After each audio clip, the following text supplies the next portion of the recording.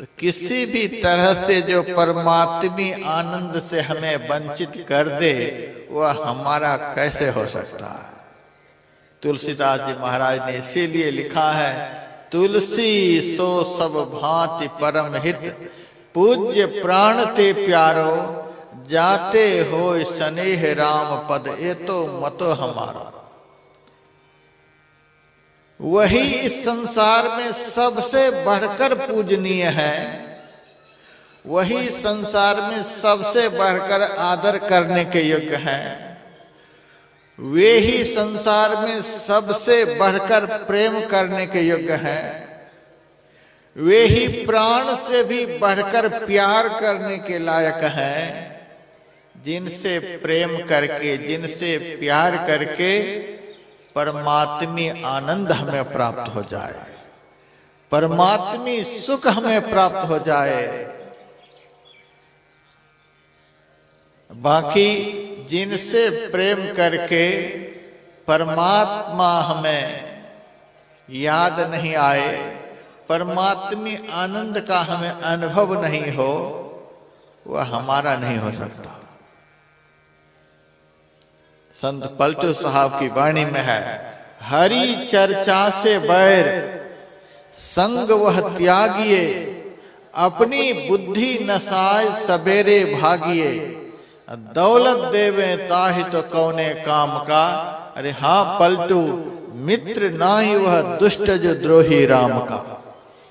किसी भी तरह से जो परमात्मी आनंद से हमें वंचित कर दे, परमात्मी सुख से हमें वंचित कर दे, परमात्मा दर्शन से जो हमें वंचित कर दे, वह हमारा नहीं हो सकता। उसी को पराया कहते हैं, उसी को बेगाना कहते हैं। तो मैंने उनसे कहा, जिस पुत्र से सब गति यही हो जाती है, उससे सदगति कैसे होगी। अरे महाराज, जो भी हो, लेकिन आप आशीर्वाद दो, हमें एक पुत्र हो जाए। मैंने कहा ठीक है, पुत्र हो जाएगा, अब तो खुश हो। हाँ महाराज। मैंने कहा पुत्र तो होगा, तुम पुत्रवान कहला जाओगे, लेकिन वह पुत्र 25 साल के बाद मर जाएगा। अरे महाराज, यह आपने क्या कह दिया। मैंने कहा पुत्रवान तो कहला गया, अब तो दुर्गति नहीं होगी, अब चिंता की क्या बात है।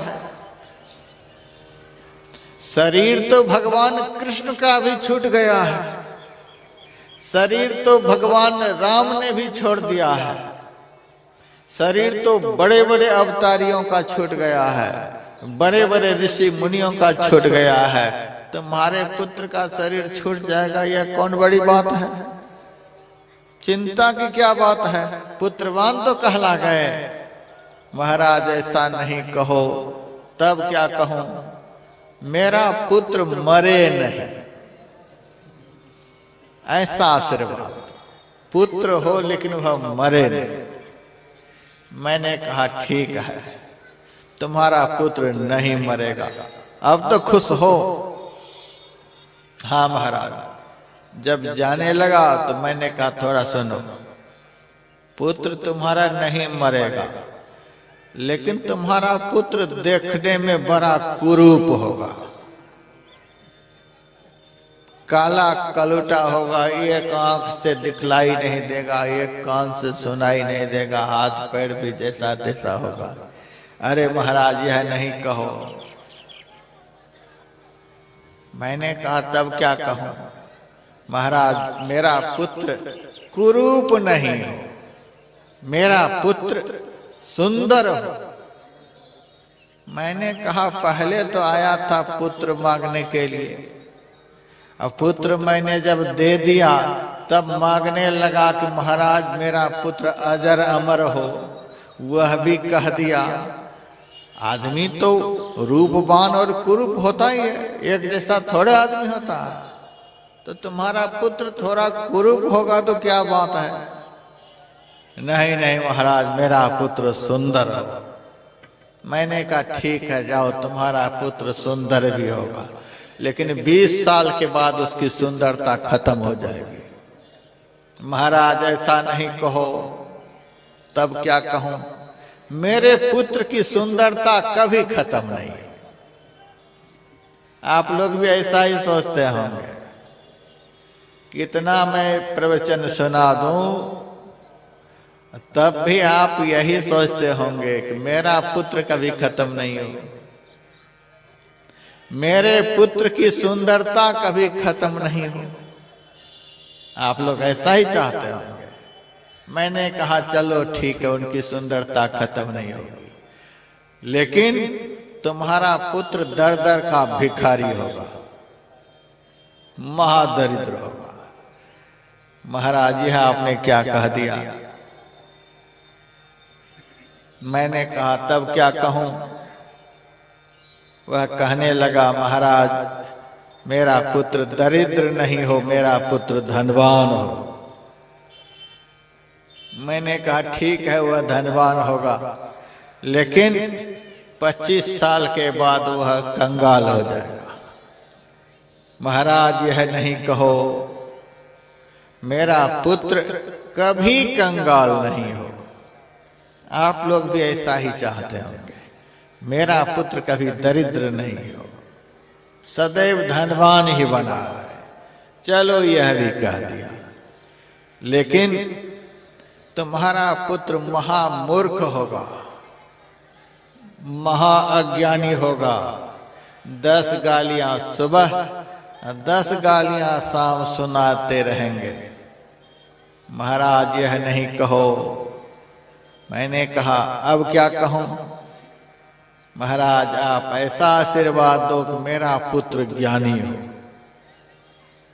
ठीक है, तुम्हारा पुत्र ज्ञानी होगा, लेकिन 30 साल के बाद पागल हो जाएगा।